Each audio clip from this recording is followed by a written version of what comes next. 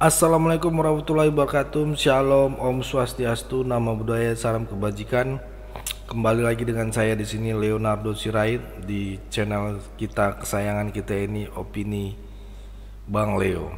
Di kesempatan kali ini teman-teman, kita akan melihat bagaimana tokoh dari Muhammadiyah, petinggi dari Muhammadiyah, dia memberikan tauladan, memberikan contoh kepada Pak Mahfud MD ya, dalam menilai seorang pemimpin gitu ya teman-teman. Karena kalau kita lihat Pak Mahfud MD belakangan ini yang selalu di highlight ya, yang selalu diekspos oleh Pak Mahfud hanyalah keburukan-keburukan dan negatif-negatif dari kepemimpinan Pak Jokowi, yang itu juga belum tentu benar adanya teman-teman ya.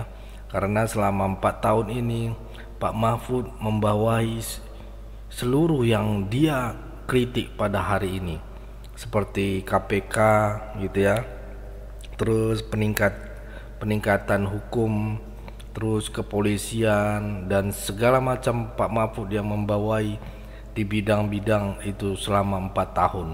Kan dia itu adalah Menko Polhukam gitu ya, di 4 tahun belakangan ini, hampir 5 tahun ya. Dan yang menjadi pertanyaan kemudian, apa yang dilakukan Pak Mahfud selama 4 tahun itu kan itu yang terjadi, pertanyaannya gitu ya. Apa yang sudah dilakukan itu yang jadi tanda tanya kita gitu ya. Nah, di kesempatan kali ini Pak Mahfud sepertinya harus belajar banyak dari petinggi Muhammadiyah dalam menilai dan melihat secara objektif gitu ya seorang pemimpin gitu ya teman-teman ya. Kita harus mengekspos gitu ya, kita harus mengeluarkan, mengatakan hal-hal positif juga di kepemimpinan ini teman-teman ya. Karena ya balik lagi, tidak ada manusia yang sempurna gitu ya, dan Pak Jokowi juga bukan orang yang sempurna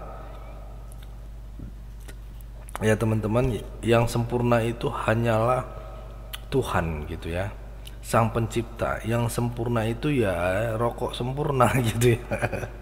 Ya teman-teman ya, jadi nggak ada manusia yang sempurna gitu, pasti punya kesalahan. Tapi kita harus adil gitu teman-teman ya, kita harus fair gitu dalam menilai gitu ya seseorang ataupun kinerja seseorang.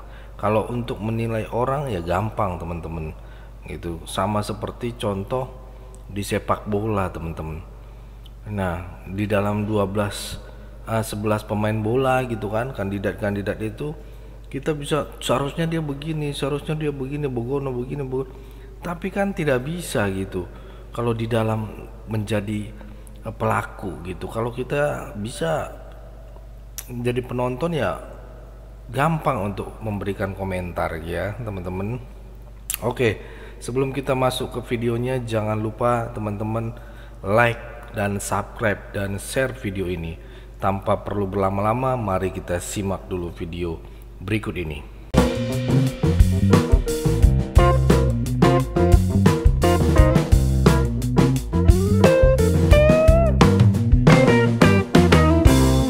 Sebentar lagi juga akan purna tugas ya. Ada nggak nih tanggapan atau respon Muhammadiyah terhadap Pak Jokowi selama 10 tahun? Ya, yang pertama kita menyampaikan terima kasih dan apresiasi atas dedikasi dan pengabdian Pak Jokowi sebagai presiden selama 10 tahun ya. Dan beliau telah membawa ya banyak kemajuan, terutama pada sisi pembangunan infrastruktur ya, dan juga bidang-bidang lain yang saya kira secara ekonomi juga beliau bekerja sangat keras di tengah terpaan ekonomi yang tidak mudah. Ekonomi Indonesia masih bisa bertahan gitu, walaupun tidak tumbuh seperti yang diharapkan, tapi kan tidak sampai kolab ya, apalagi di masa-masa sulit selama COVID itu kan juga sangat berat ujiannya gitu. Dan karena itu maka ya, nah, kalau ini saya pinjam fikihnya NU sebenarnya. Waduh. Ya, yang akan datang itu kan kita pakai prinsip al-muhafadzah 'alal qadimis sholih wal akhdhu bil jadidil aslah.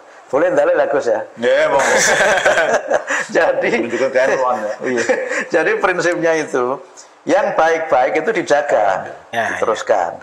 Nah, tetapi yang belum dan kalau ada yang lebih baik itu juga dilakukan. Jadi al-muhafadzah 'alal qadimis sholih, memelihara warisan lama yang memang itu baik, tapi juga wal akhdhu bil jadid aslah. Jadi mengambil yang baru yang lebih baik.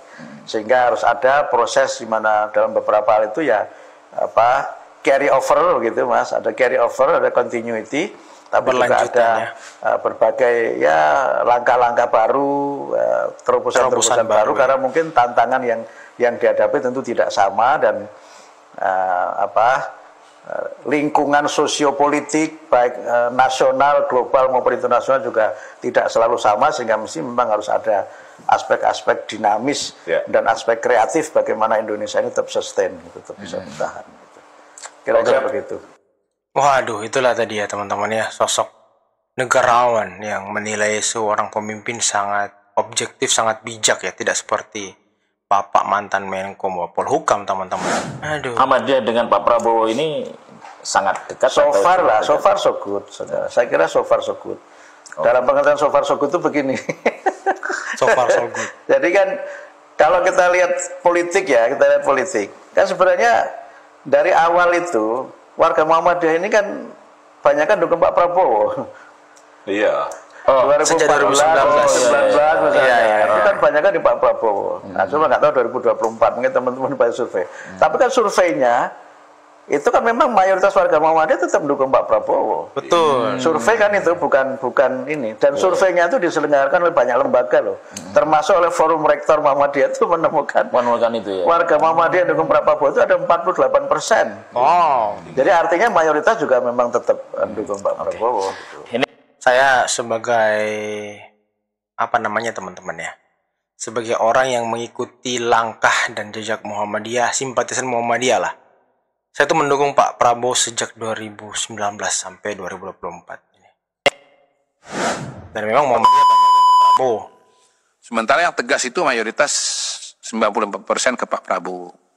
Jadi di luar alasan-alasannya, yang tegas itu Pak Prabowo. Oh ya, tegas. Iya, tegas itu Pak Prabowo. Jadi 95% pemilih yang mau pemilih tegas itu kepada Pak Prabowo.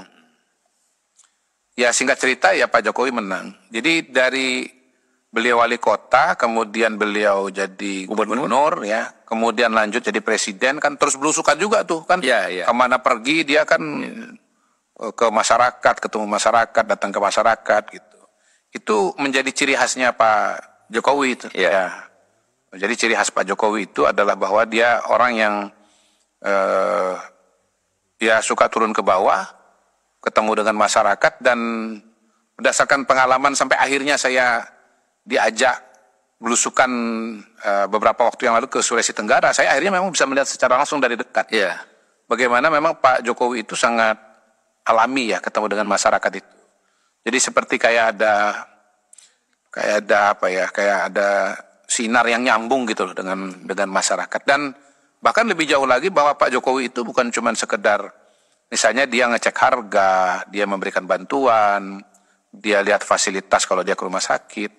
Tetapi saya lihat bahwa dia itu ketemu dengan masyarakat itu kayak dapat energi gitu loh Bang. Dan itu yang menjelaskan kenapa Pak Jokowi ini seperti nggak ada capeknya dia kalau kunjungan ke daerah itu.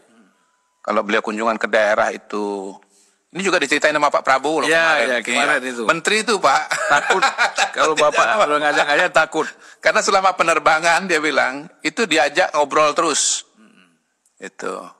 2 jam ya 2 jam, kalau kata Pak 5 jam ya 5 jam. Itu yang saya alamin.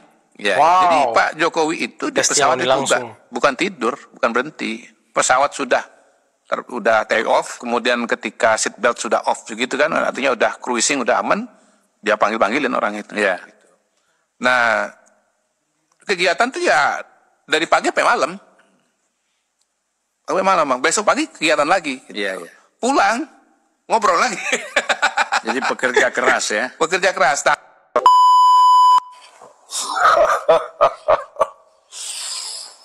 Mahfud MD committed crazy. Waduh, waduh, waduh. Ada orang janji mau gila gara-gara Jokowi. Dia ingin jadi gila biar lawan Pak Jokowi yang katanya gila. Saya menerima kekalahan ini. Secara hukum saya sudah oke. Tapi sekarang sebagai warga negara saya melihat seperti ini nih. Mainnya rusak bener nih. Alexander Marwata bilang bahwa Kaisang itu harusnya dipanggil. Tapi dibantah oleh seorang jubir. Nggak bisa katanya. Masa jubir bantah katanya? Ini kan berarti sudah ada kendali dari luar. Orang kayak gini harus dilawan kayak gini juga. Nggak bisa orang gila kamu lawannya dengan cara waras. Orang gila lawan dengan gila juga. Itulah tempo saya naikkan. Saya katakan begini.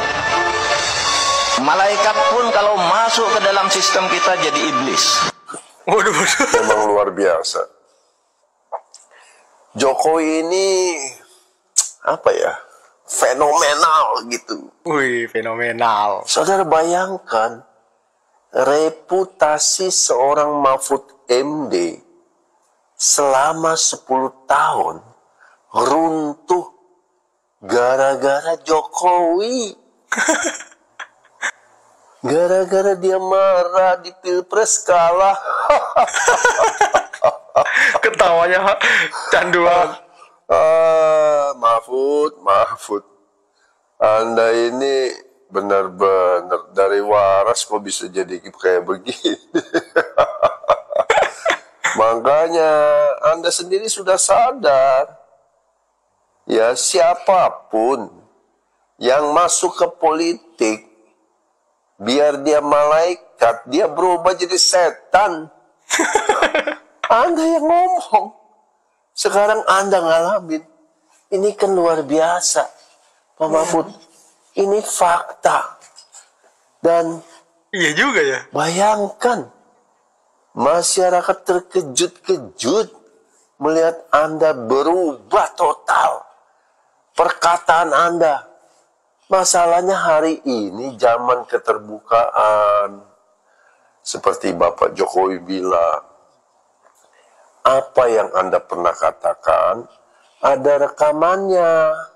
Jejak digital. Jadi, ketika Anda mengatakan, Anda mendukung, Anda melakukan hal-hal semacam apa yang Anda janjikan, tapi ketika Anda tidak lakukan, maka yang menghakimi Anda bukan manusia lain, yaitu perkataan Anda sendiri.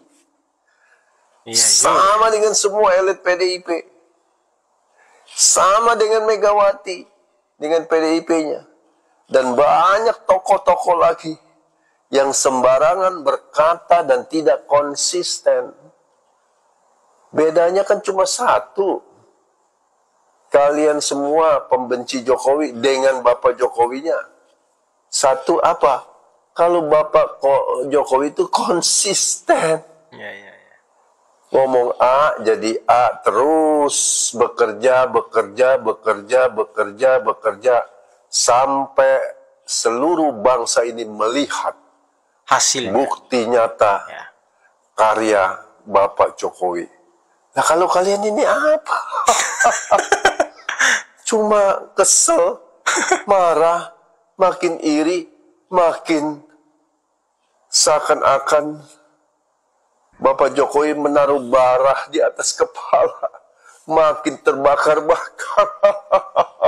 Nah, itu tadi teman-teman ya, videonya yang sangat luar biasa, penjelasan yang sangat keren, yang menakjubkan dari petinggi Muhammadiyah terkait dengan bagaimana kepemimpinan Presiden Jokowi.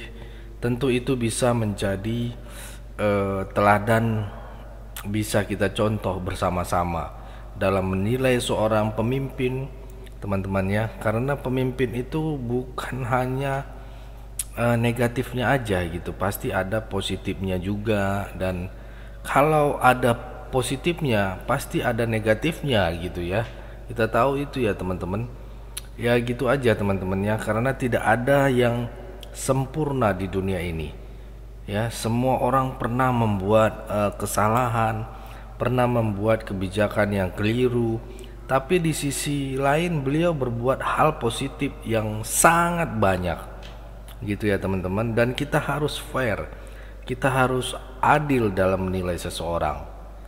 Jangan cuman kita menonjolkan hal-hal negatifnya aja gitu ya, yang kita tonjolkan hanya mengesampingkan positifnya gitu kan. Ya ini kan kurang baik juga gitu teman-teman untuk kita bernegara teman-teman ya. Pak Jokowi ada salahnya gitu, ada kebijakan-kebijakan yang mungkin tidak pro rakyat ya. Ya kita kritik teman-teman, bukan pribadinya yang kita kritik tapi kebijakannya yang kita kritik ya. Karena kalau kebijakannya yang kita kritik berarti kita membela hak-hak rakyat gitu ya. Jangan kemudian kita mengkritik keluarganya gitu. Begini begono, ini kan kalau udah menyerang keluarga rasa-rasanya tidak elok teman-teman ya, dan tidak etis teman-teman.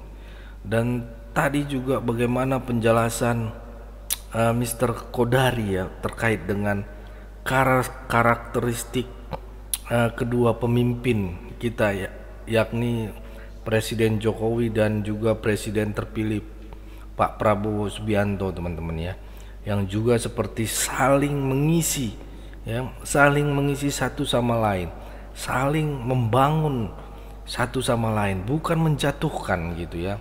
Dan tadi terakhir dari apa ya, orang yang selama ini memang aktif di TikTok gitu, aktif menyarankan, menyuarakan, membela Presiden Jokowi yang menepis seluruh tuduhan-tuduhan liar terhadap Presiden Jokowi di TikTok teman-teman ya.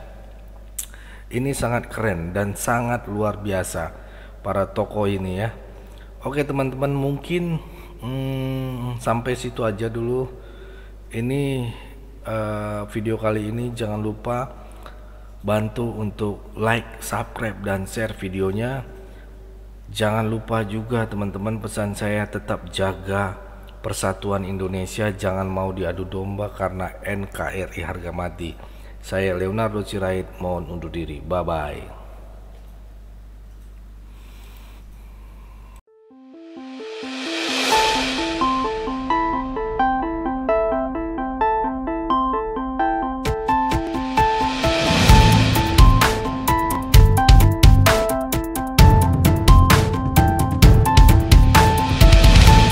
Jangan lupa klik tombol subscribe di channel Sirait Media, tempatnya berita dan hiburan.